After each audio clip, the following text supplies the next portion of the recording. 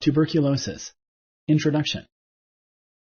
A person with active tuberculosis can spread the disease through the air as he or she talks.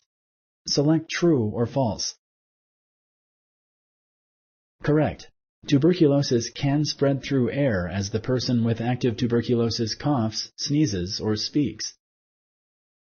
People with a weak immune system are more likely to develop active tuberculosis after an initial infection. Select true or false. Correct. If the body's resistance is low due to aging, infections, malnutrition, or other disease, the bacilli may break out of the tubercles and cause active tuberculosis.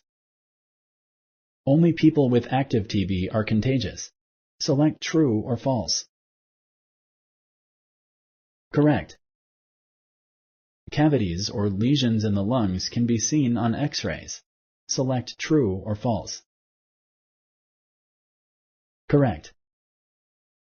Tuberculosis bacteria become resistant when drug treatments are not taken correctly. Select true or false. Correct. Thank you for using Explain.